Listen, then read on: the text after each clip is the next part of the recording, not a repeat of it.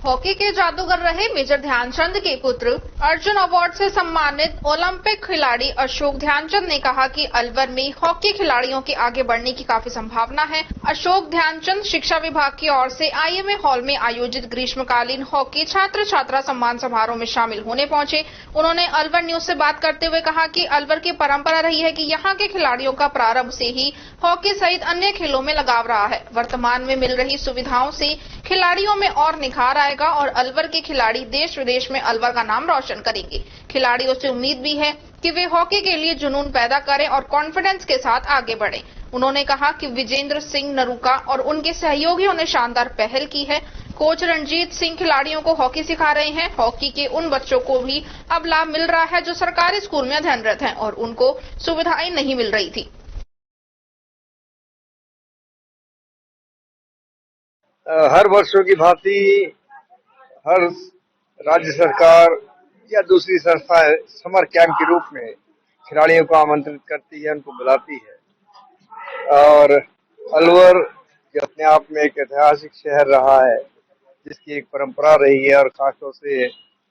खेलों के अंदर जो एक उत्साह यहाँ नजर आता है, उसको पूर्ण करते हुए एक समर कैंप का आयोजन किया गया था, जिसके अंदर हॉकी को प्रायोरिटी के रूप में रखा गया।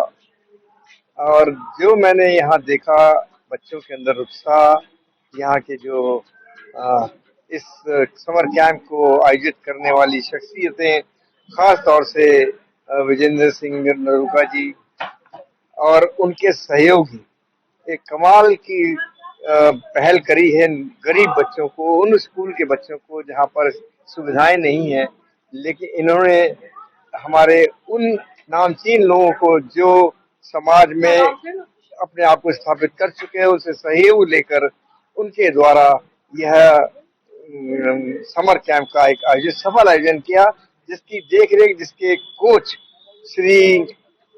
रणजीत सिंह, एक रिनाउंड नेम है, जो मेरे साथ में भी कुछ वर्ष रहे हैं, जिनको सीखने का मौका मिला, और वो आज इन बच्चों को यहाँ से हॉकी सिखा के जा रहे हैं। और उसका उद्देश्य सिर्फ ये है कि बच्चों के अंदर, उनके पेरेंट्स के अंदर और शहर के अंदर, राज्य के अंदर जो खेलों के प्रति एक आकर्षण पैदा होना चाहिए, वो आकर्षण को पैदा किया जाए और उनको एक सम्मान स्वरूप एक सर्टिफिकेट या जो चीज दी जा सकती है, वो इन बच्चों को उत्साहवर्धन के लिए दिया जा रहा है। और मैं समझता हूँ और मुझे विश्वास है कि अलवर के अंदर जिस तरह से यहाँ के हमारे लोगों ने जनभावनाओं ने इन बच्चों को आगे बढ़ाने की कोशिश की है, वो और सफल होगी और यहाँ के बच्चे दुनिया के दूसरे बच्चों की तरह देश का नाम, अपने पेरेंट्स का नाम, स्कूल का नाम।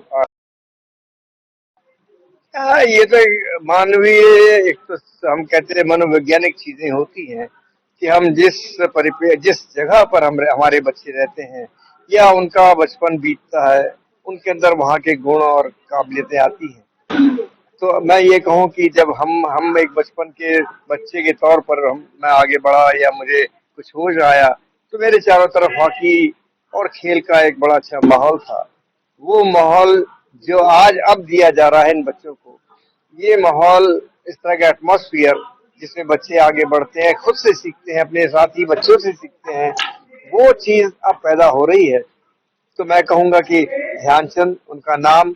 अब बचपन में तो नहीं मैं कह सकता कि ध्यानचंद गोल्ड मेडलिस्ट है या उन्होंने दुनिया को जीता, समझ ही नहीं होती, लेकिन उन परिप्रेक्ष्य में उन बच्चों के साथ में रहकर, दूसरे बच्चों के साथ रहकर हॉकी को पकड़ना, खेलना